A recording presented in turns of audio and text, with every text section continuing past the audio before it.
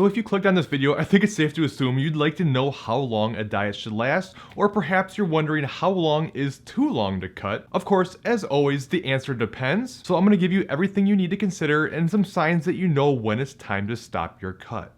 So first, I think the most obvious thing to consider here is how much weight you have to lose. So obviously someone who has 150 pounds to lose is going to take a lot longer to diet than someone who wants to lose maybe 10 to 15 pounds. On top of that, you need to consider whether you're going to take more of a faster or slower approach. Of course, you don't want to rush the process. That's the absolute worst thing you can possibly do. But some people do benefit from a bit more aggressive approach. Other people do better with a slower approach where you can be more flexible, be able to eat more calories, and not have to be quite so hardcore. For instance, something that can help with your dieting phase is doing multiple diet breaks, refeeds, and things like this, where you take specific periods of time, bring your calories up, bring your activity levels down, and allow yourself to not only get the mental break of being able to enjoy more food, but also help give your body the hormonal and metabolic breaks it could use to keep you in a better spot to keep the process working better for longer. Always remember, your metabolism is adaptive, and the more harshly you diet, the more it's going to fight against it as it tries to protect itself against starvation. But not only does this have benefits for during the cut, but if you look at this Matador study where they had one group do 2 weeks of dieting with 2 weeks of maintenance versus a group that did just continuous dieting, not only did the diet break group lose more total weight, but they also kept the weight off much better after the dieting is done. And this is something that cannot be overlooked, as regaining lost weight is probably the biggest problem most people have after finishing a diet. So while yes, as long as you can adhere to it, you can have a faster pace to your weight loss, and of course this will mean less time dieting, but that doesn't mean it should be rushed, and no matter what, it has to be a lifestyle. You can't just do something until the weight's gone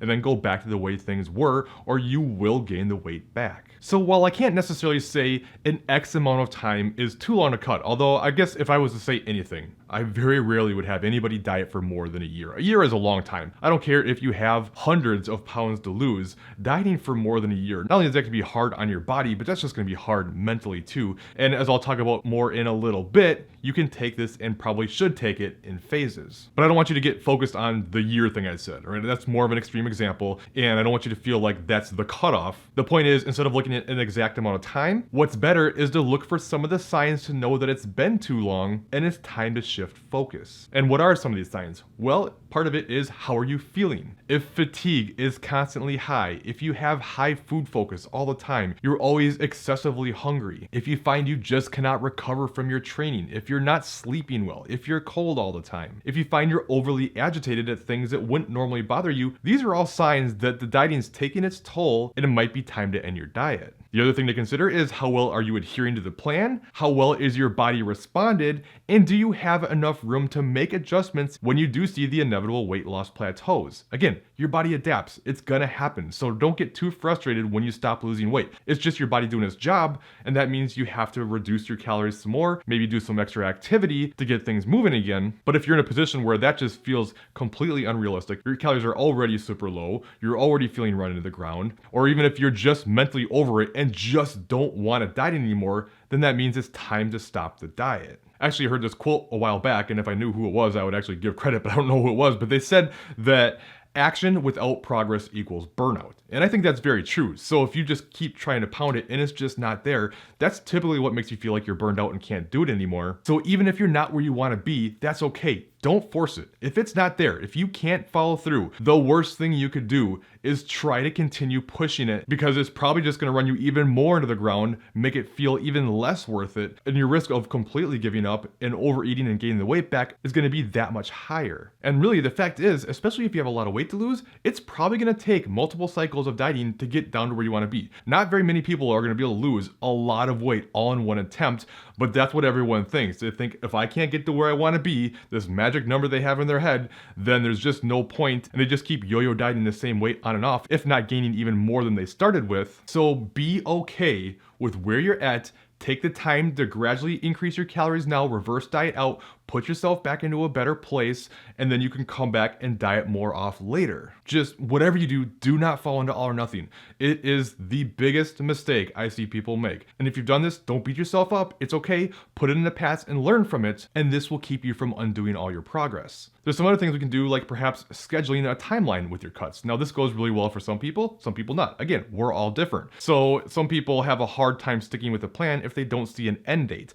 And if you don't know how long you're going to be in it, it can feel like, well, this is going to take forever. Why am I sticking to it so hard? I have so far to go anyways. And then they kind of just go up and down quite a bit and struggle to see results. It makes it take that much longer. It means you have to be that much more aggressive with your calorie cutting, and it can be difficult. There's a quote up there that goes, action requires urgency, results require patience. And this is very true. And if you don't feel like there's any urgency to what you're doing, it can be hard to stick to the plan. So if you just say, okay, I'm going to cut for, this is just a random number, say I'm going to cut for 20 weeks. And no matter where you're at the end of those 20 weeks, you're done. You now reverse out, and then you can come back and diet again later. But that way you're more focused on those 20 weeks and it helps you stay on plan. This can be a great strategy. Some people can even do something like just go, okay, I'm going to diet for 3 months of the year and not diet for 9 months of the year, or 8 and 4, or whatever it might be. Or if you have a lot of weight to lose, it could be 6 and 6. It could be anything. But sometimes having a schedule like that can be helpful mentally. Not for everybody, and I prefer, if possible, not to have that, just because I think it goes better to just see how things are going, monitor, and adjust accordingly. But if you benefit from that mentally, then great. Keep in mind too, the longer you're in a cut,